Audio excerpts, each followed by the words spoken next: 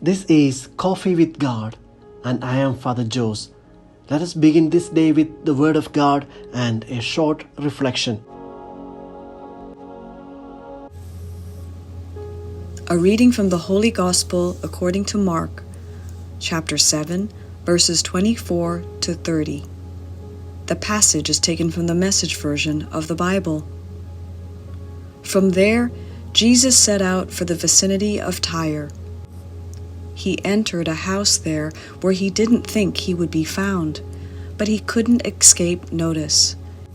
He was barely inside when a woman who had a disturbed daughter heard where he was.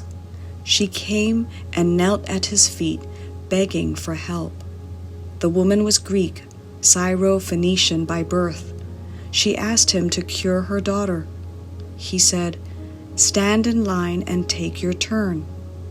The children get fed first. If there's any left over, the dogs get it."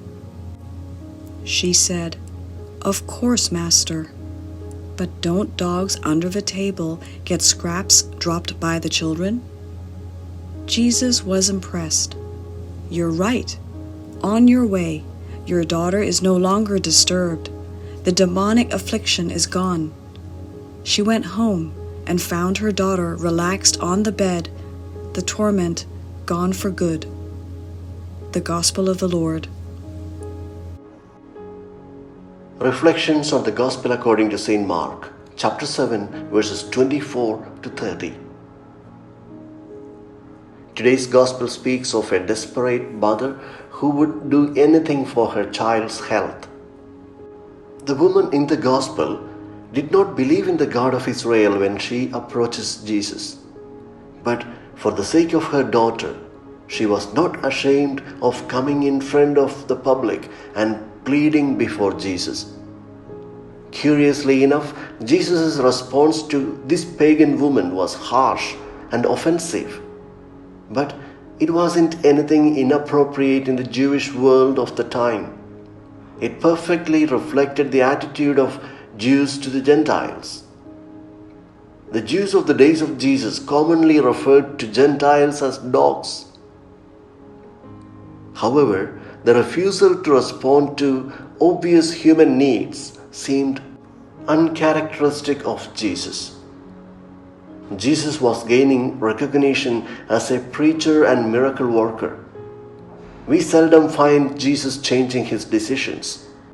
The Gospel today presents the freedom or a flexibility of Jesus for changing his discourse or the way he acted when circumstances called for it.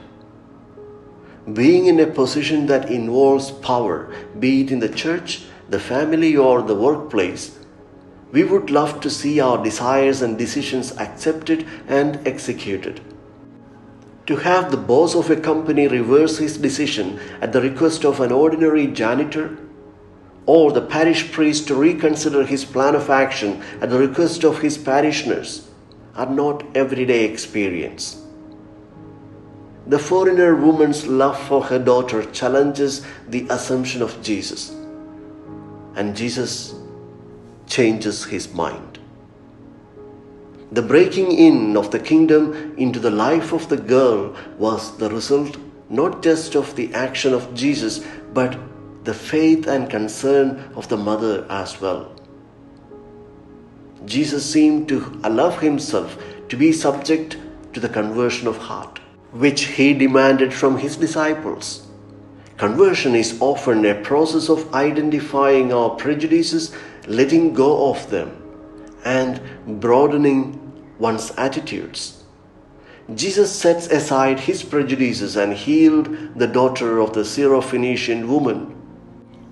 Today's Gospel invites us to open our homes, our hearts, to those who differ in many ways, so that we may do all that we can to integrate them into our Christian community.